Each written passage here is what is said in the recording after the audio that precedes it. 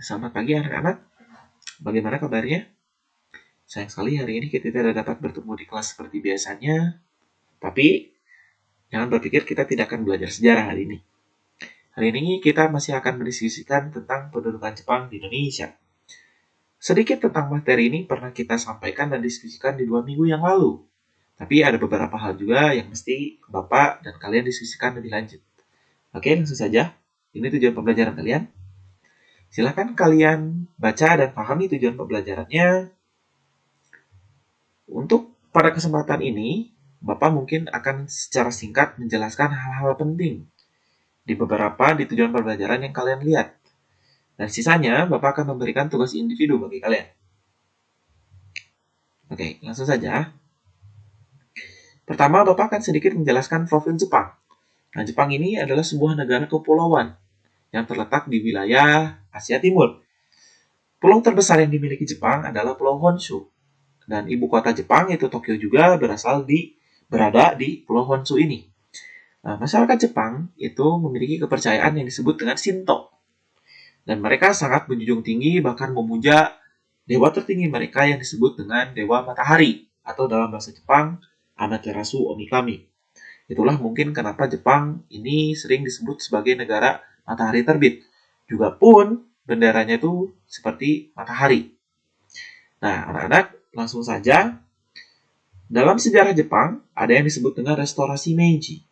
Restorasi Meiji itu penting sekali bagi perkembangan sejarah Jepang hingga Jepang menjadi negara seperti sekarang. Oke, pertanyaan yang pertama, ada yang tahu tentang restorasi Meiji itu apa? Adakah? Ayo. Baik, restorasi Meiji ini adalah serangkaian peristiwa yang akhirnya ditandai oleh pemindahan kekuasaan dari tangan shogun kepada tangan kaisar, pada tangan Tenno atau kaisar ya. Nah, ini yang kalian bisa lihat, ini adalah shogun terakhir dari keluarga Tokugawa. Shogun atau pemimpin militer terkuat ini dari keluarga Tokugawa sudah hampir menguasai Jepang kurang lebih 200 tahun. Dan di bawah pemerintahan keluarga Tokugawa, Jepang itu memperlakukan apa yang disebut dengan politik isolasi. Dalam bahasa Jepang disebut politik shakoku. Nah, karena mengisolasi diri, maka Jepang tidak boleh mengadakan kerjasama dengan bangsa-bangsa barat. Jepang menutup diri. Maka Jepang menjadi negara yang tertinggalan zaman. Menjadi negara yang ketinggalan perkembangan ilmu pengetahuan. Maka ketika akhir pemerintahan Shogun Tokugawa, maka terjadi gonjang-ganjing di masyarakat Jepang yang ingin mengadakan pembaharuan. Maka terjadi apa yang disebut dengan restorasi Meiji. Restorasi Meiji ini menandakan pemindahan kekuasaan dari shogun kepada tangan kaisar. Nah, ini adalah Kaisar Musahito atau Kaisar Meiji. Kaisar Meiji ini naik tahta di usia muda. Namun meskipun muda, dia memiliki cita-cita besar bagi bangsa Jepang. Di bawah pemerintahan Meiji, Jepang berusaha berlari mengejar ketertinggalannya. Mengadakan di segala macam pembaruan, di segala aspek kehidupan masyarakat. Maka Jepang menjadi negara modern, menjadi negara industri, dan menjadi negara militeristis. Ini adalah prestasi yang luar biasa. Namun, di antara prestasi ini, justru Jepang dihadapkan oleh konsekuensi. Konsekuensinya ini adalah bagaimana agar cara Jepang bisa hidup dalam suasana menjadi negara maju, terutama dalam hal industri ini. Jepang itu adalah negara yang miskin sumber daya alam. Bahkan wilayahnya itu sempit dan sumber daya alamnya terbatas. Bagaimana cara Jepang untuk bisa mendukung industrinya? Bagaimana cara Jepang agar bisa mencapai kemajuan dalam bidang beberapa aspek tersebut? Jawabannya adalah dengan cara menjajah. Nah, ini adalah beberapa alasan kenapa Jepang menjadi negara penjajah. Yang pertama, itu karena adanya doktrin Koichiu. Jadi Jepang ingin mewujudkan dunia sebagai suatu keluarga. Dan Jepang adalah pemimpinnya. Kemudian ada kebutuhan sumber daya alam. Seperti yang Bapak tadi sebutkan, Jepang itu selalu menginginkan wilayah yang kaya sumber daya untuk bahan baku industri. Termasuk juga selain untuk industri, Jepang menginginkan beras. Jepang selalu berkeinginan bagaimana cara mendapatkan beras dan menanam beras di luar pulau Jepang. Lalu, Jepang ingin menguasai daerah lain itu sebagai tempat hasil pemasaran industri. Dan yang terakhir, karena penduduk Jepang itu padat, maka penting bagi Jepang untuk mencari daerah pemukiman baru. Inilah alasan secara umum kenapa Jepang menjadi negara imperialis.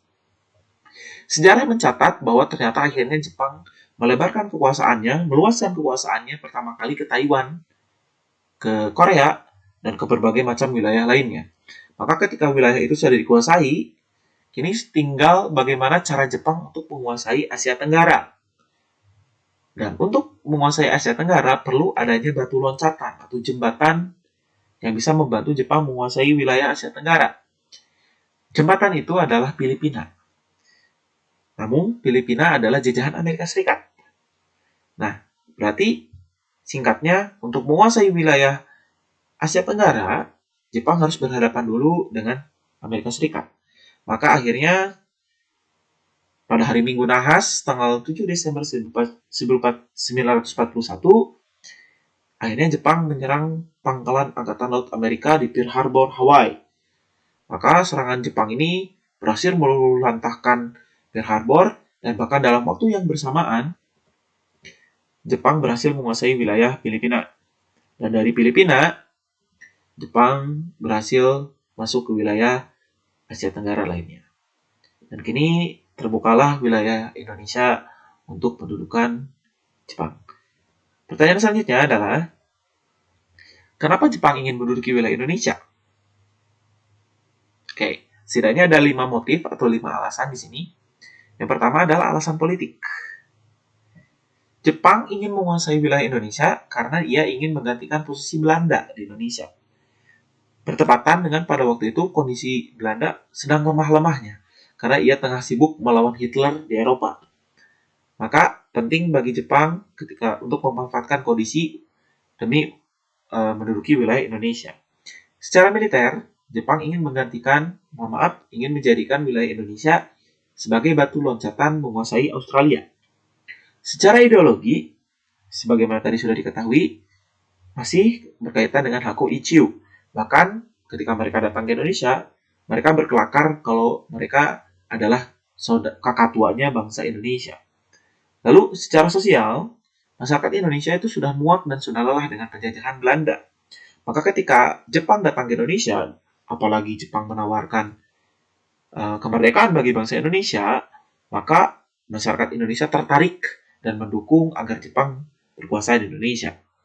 Lalu secara ekonomi, Indonesia adalah wilayah yang kaya akan padi atau lumbung padi, penting bagi Jepang untuk dikuasai.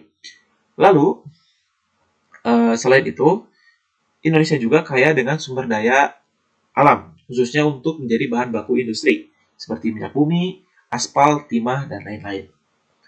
Ini adalah 5 alasan kenapa Jepang menguasai wilayah Indonesia. Nah, sekarang adalah kita harus lihat di manakah pertama kali Jepang datang ke Indonesia.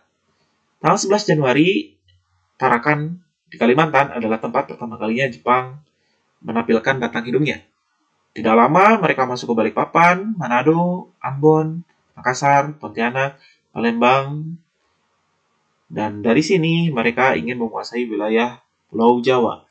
Pulau Jawa adalah pulau yang penting karena disinilah pusat pemerintahan Hindia Belanda.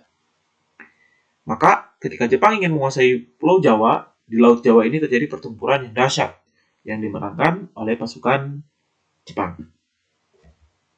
Nah, 1 Maret 1942, Jepang akhirnya bisa masuk ke Pulau Jawa. Mereka mendarat di 3 tempat berbeda.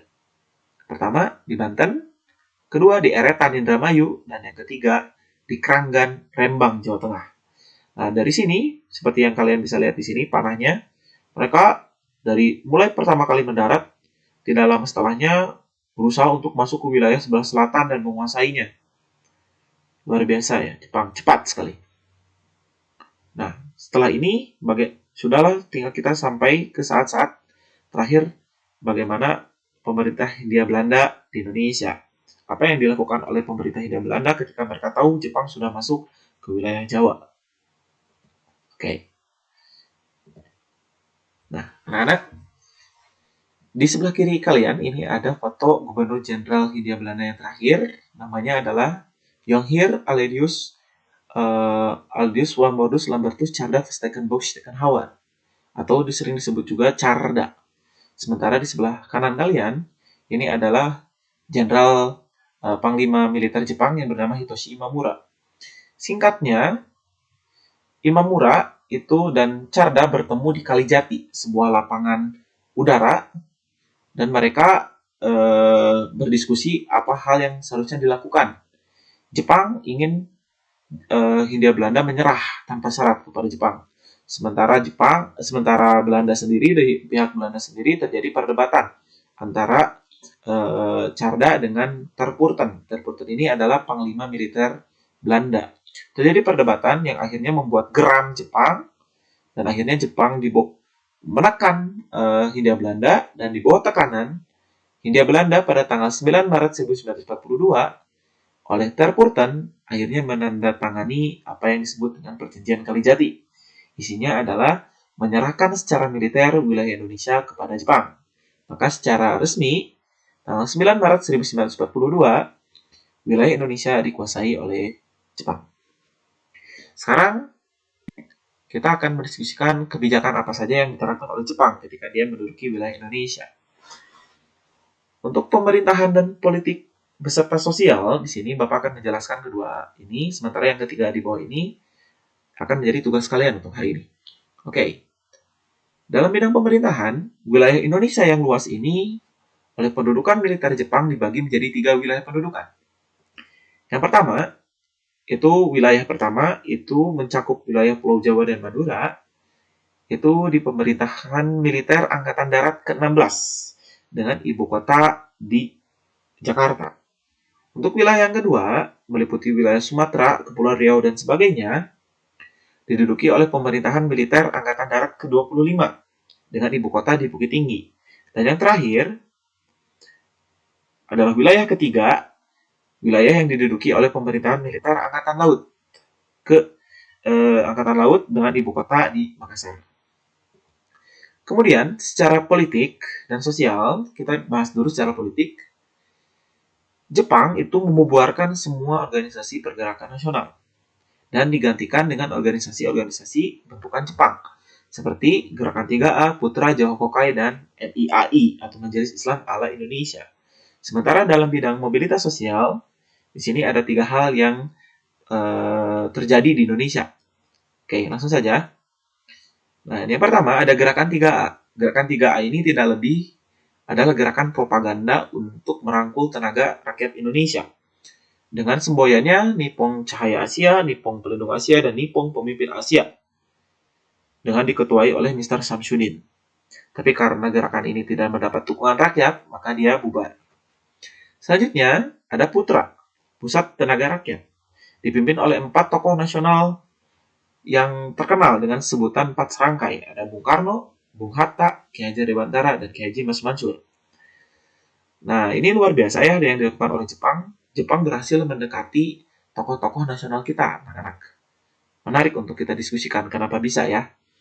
Lalu inilah tujuannya, dan inilah alasan kenapa Jepang dibubarkan. Mungkin karena Jepang menilai Putra ini tidak menguntungkan bagi Jepang, bahkan lebih banyak menguntungkan orang Indonesia. Lalu ada Jawa Kokai, kalian bisa baca sendiri. Lalu ada MIAI, Majelis Islam ala Indonesia. Ini adalah organisasi keagamaan.